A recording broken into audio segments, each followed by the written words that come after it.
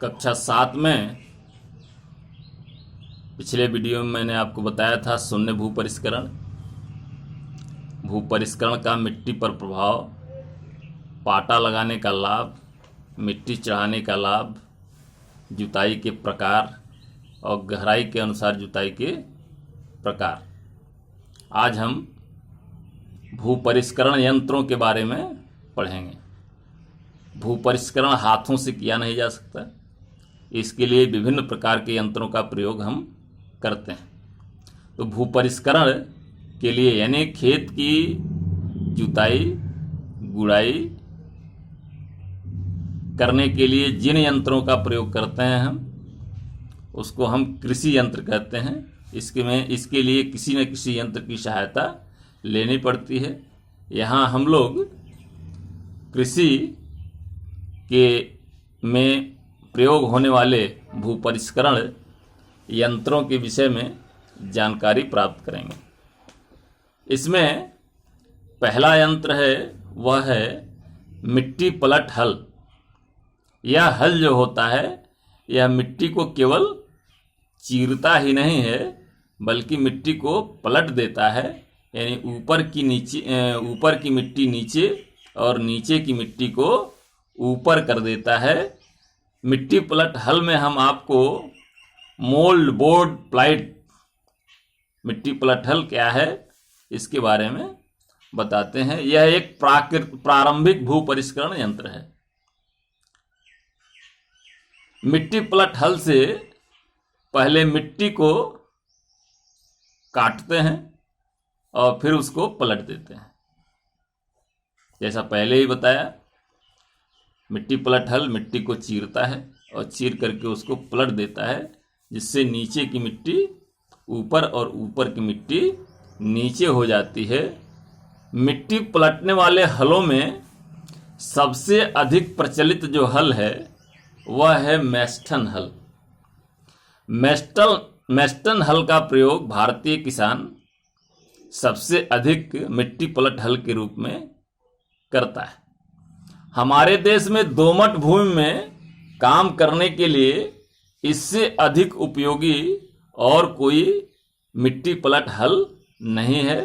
मैस्टन हल से जो कूण बनती है उसकी चौड़ाई लगभग 15 सेंटीमीटर होती है।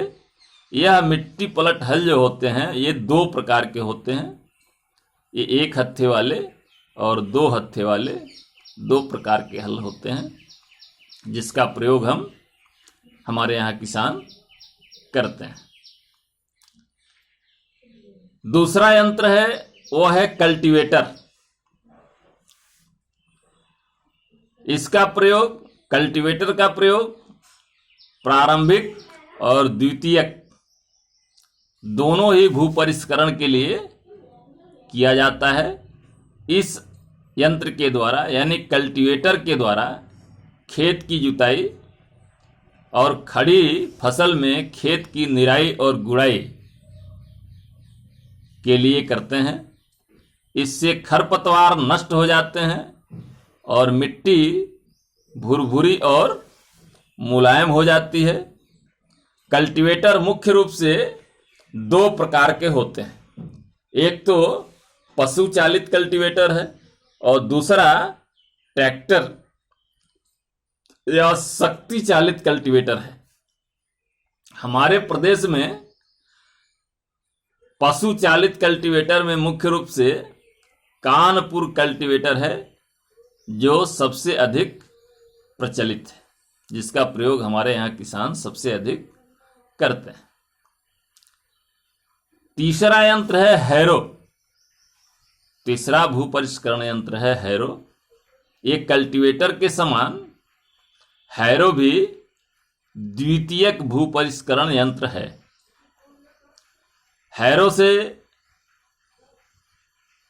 हैरो की सहायता से खेत से खरपतवार निकाल करके मिट्टी को भुरभुरी बनाते हैं। मिट्टी के ऊपर की पपड़ी को तोड़ने और बिखेरी गई खाद को मिट्टी में मिलाने के लिए यह हैरो बहुत ही उपयोगी होता है। चौथा यंत्र है हो, जिसका प्रयोग हमारे यहाँ किसान करता है। हो का प्रयोग केवल निराई गुड़ाई के लिए किया जाता है, लेकिन किसानों के लिए हो अधिक सुविधाजनक यंत्र है और इसके मुख्य रूप से दो कारण हैं जिसके कारण हो का प्रयोग किसान करता है। एक तो हो है, उसको हम कहते हैं अकोला हो। इसको छोड़कर अकोला हो को बैल खींचते हैं। यह यंत्र जो है वो प्रायः हाथ से चलाए जाते हैं और इसका प्रमुख उदाहरण है सिंग हैंड हो। इसको हाथ से खींचते हैं और यह बहुत ही कम मूल्य में उपयोगी हो जाता है, उपलब्ध हो जाता है और इनके प्रयोग में कोई बहुत कठिनाई भी नहीं आती है। इसलिए इसका प्रयोग हमारे यहाँ किसान सबसे अधिक करता है। भूपरिष्करण का एक और यंत्र है, इसमें फावड़ा है। फावड़ा अक्सर हम देखते हैं, यह गुड़ाई और खुदाई करने के काम में, नाली बनाने के काम में आने वाला एक मुख्य यंत्र है। इसका फलक जो होता है वो 15 से 20 सेंटीमीटर तक चौड़ा और लोहे का बना होता है और इसमें लकड़ी का एक हत्था लगा होता है। अगला जो उपयोगी यंत्र है वह है खुरपी। यह निराई गुड़ाई करके घास निकालने, नर्सरी से पौधों को खोदने तथा लगाने के काम में ये आता है। इसका फलक 5 से 10 सेंटीमीटर चौड़ा होता है। यह छोटी और हल्की होने के कारण इसके द्वारा आसानी से कार्य को किया जा सकता है। एक और यंत्र है द्वितीयक भूपरिष्करण का, उसको कहते हैं कुदाली। गुड़ाई और खुदाई करने के लिए इसका प्रयोग करते हैं। झाड़ीदार पौधे जो होते हैं उसके नीचे गुड़ाई करने में इससे आसानी रहती है।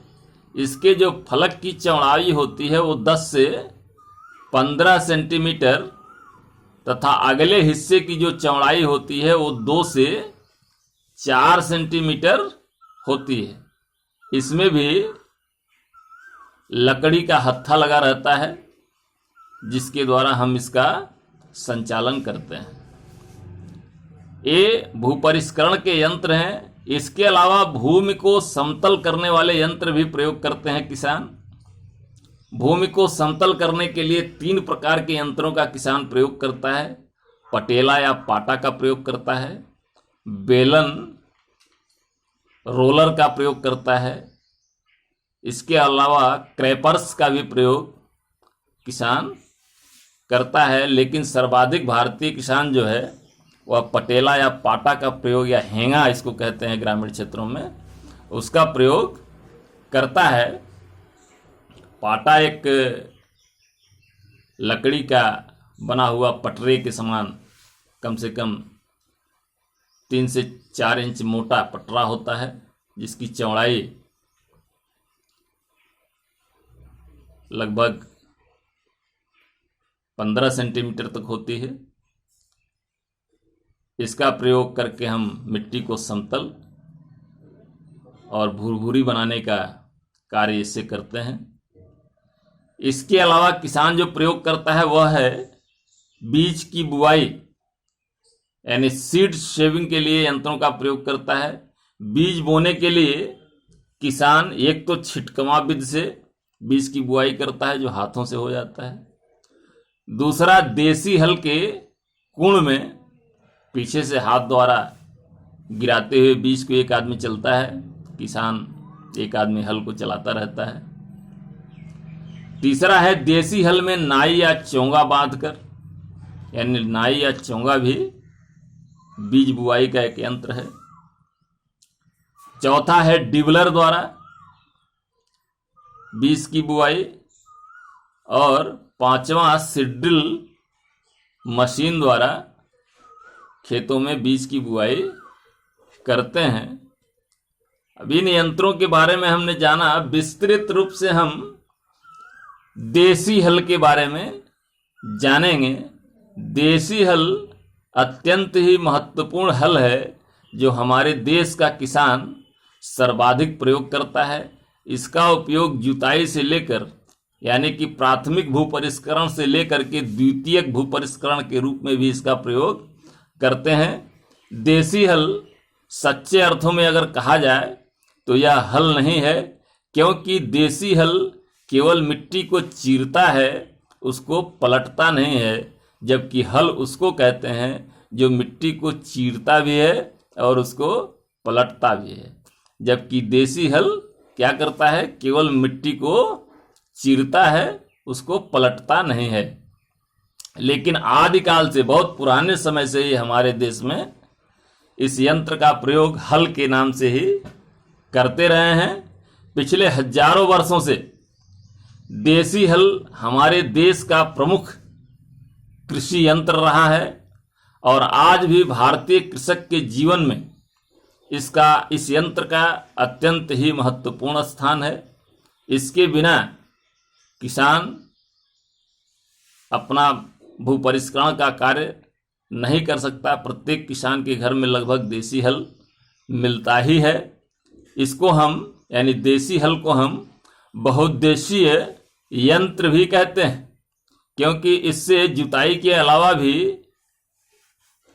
खाद मिलाने, खेत में खाद को मिलाने, बीज बोने, खड़ी फसल में खरपतवारों को नष्ट करने और फसल की गुड़ाई करने इत्यादि कार्यों में इस यंत्र का हम सफलतापूर्वक प्रयोग करते हैं। विभिन्न प्रकार के देसी हल पुस्तक में आप उनके चित्र को देखेंगे। इसमें एक लकड़ी की बनी हुई हरीस होती है, पीछे हत्था लगा होता है, मुठिया होती है जिससे इसको संभाला जाता है, परोठा होता है, लोहे की फाल होती है। ये बुंदेलखंड का देसी हल होता है। सब में करीब करीब एक ही तरह के भाग होते हैं, लेकिन थोड़ा थोड़ा बहुत अंतर इसमें रहता है। इसको पुस्तक में देख करके आप समझ सकते हैं। अन्य कृषि यंत्रों में स्प्रेयर है। स्प्रेयर फसल को हानिकारक कीटों और रोगों से बचाने के लिए विभिन्न प्रकार के कीटनाशी, रोगनाशी और खरपतवारनाशी रसायन छिड़के जाते हैं। इन रसायनों को छिड़कने के लिए कई प्रकार के यंत्र प्रयोग में लाए जाते हैं, जो इन रसायनों को छोटी छोटी बूंदों के रूप में छिड़कते हैं, जिसको हम स्प्रेयर करना कहते हैं। दूसरा है डस्टर। फसलों को हानिकारक कीटों और रोगों से बचाने के लिए जिन यंत्रों द्वारा कीटनाशी और रोगनाशी रसायनों का धूल के रूप में हम छिड़काव करते हैं उसको हम डस्टर कहते हैं। डस्टर दो प्रकार का होता है, एक हस्तचालित और दूसरा शक्ति चालित डस्टर। दो तरह के डस्टर पाए जाते हैं। तीसरा यंत्र है फसल की मड़ाई करना। जब फसल पक करके तैयार होती है तो उसका दाना निकालना, ये मड़ाई करना कहते हैं। मड़ाई करने की कई विधियां हैं। पहला है हाथों से पीट कर, जैसे अरहर है, उर्द है, किसान इसको हाथों से पीट करके बाहर निकालते हैं। सरसों है, छोटे स्केल पर, कम दाना है, कम खेत में खेती हो रही है, तो उन फसलों को किसान हाथों से पीट करके दानों को अलग कर लेता है और शेष जो वास्ट प्रोडक्ट होता है उनको अलग कर लेता है। दूसरा है पशुओं की सहायता से मड़ाई करना। और तीसरा ऑल प्लेट थ्रेशर। चौथा धान की जापानी मड़ाई की मशीन होती है, उसके लिए धान की मड़ाई करते हैं। और शक्ति चालित गहाई की मशीन के द्वारा गहाई करना, ये मड़ाई के यंत्र हैं। चौथा है ओसाई का पंखा। ये अपेक्षाकृत बड़े आकार का पंखा होता है और बहुत हवा देता है। यह दो प्रकार का होता है, एक तो हाथ से चलाए जाने वाला और दूसरा पैर से चलाया जाने वाला है। ऐसे ही पांचवा है सीड ड्रेसर यंत्र। बुआई से पूर्व बीज को रोग रहित बनाने के लिए प्रायः उसमें कीटनाशी और फफूंदनाशी दवाओं को मिलाते हैं। इसके लिए सीड ड्रेसर यंत्र का प्रयोग करते हैं। इसमें लोहे के फ्रेम पर एक ड्रम लगा होता है जिसको हैंडल की सहायता से घुमाया जाता है। बीज को उसमें डाल करके दवा डाल दी जाती है और फिर उसको हाथ से घुमाते हैं तो संपूर्ण बीज के ऊपर दवा ठीक प्रकार से एक पतली लेयर के रूप में मिल जाती है।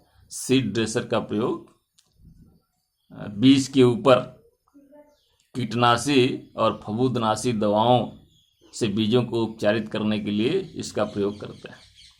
छठवां है फसल की कटाई के यंत्र। शक्ति प्रयोग के आधार पर फसल कटाई के जो यंत्र हैं यह भी 3 प्रकार के यंत्र हैं। पहला तो मानव शक्ति द्वारा चालित यंत्र, दूसरा पशु शक्ति द्वारा चालित यंत्र, पशुओं के द्वारा जो चलाया जाता है। एक मनुष्यों के द्वारा चलाया जाने वाला, दूसरा पशुओं के द्वारा चलाया जाने वाला, और तीसरा जो यंत्र है यह है यांत्रिक शक्ति द्वारा चलाया जाने वाला यंत्र। सातवां सिंचाई के लिए पानी उठाने के यंत्र। जमीन में नीचे या सतह पर से पानी उठाने के लिए अनेक प्रकार के यंत्रों का प्रयोग किसान करता है। इसके अलावा कुट्टी काटने की मशीन, पशुओं के चारे को काटने के लिए जो मशीन का प्रयोग करते हैं, और कोल्हू गन्ने को पेरने के लिए जिससे गुड़ बनाया जाता है और उसका रस निकाल करके कोल्हू का प्रयोग करते हैं। इस प्रकार इतने यंत्रों का जो हमने आपको बताया ये किसान प्रयोग करता है। इसमें हल के अलावा कल्टीवेटर, हैरो, हो, फावड़ा, खुरपी, कुदाली, स्प्रेयर, डस्टर, फसल के मड़ाई के लिए यंत्र, ओसाई का पंखा, सीड ड्रेसर, फसल की कटाई के यंत्र, सिंचाई के लिए पानी उठाने वाले यंत्र, और कुट्टी काटने की मशीन, और कोल्हू या गन्ना पेराई का यंत्र, इन सब का प्रयोग किसान इन यंत्रों का प्रयोग करता है। इसके बाद अभ्यास के प्रश्न इसके साथ हैं, इसको पहले मैं भेज चुका हूँ, इसको पढ़ चुके होंगे। अभ्यास के प्रश्नों को आप अपनी अभ्यास पुस्तिका में लिखेंगे और लिख करके हमको व्हाट्सएप के द्वारा दिखाएं आपने कार्य कैसा किया है। कोई समस्या अगर होती है तो उसको हमसे पूछ सकते हैं, उसका समाधान होगा।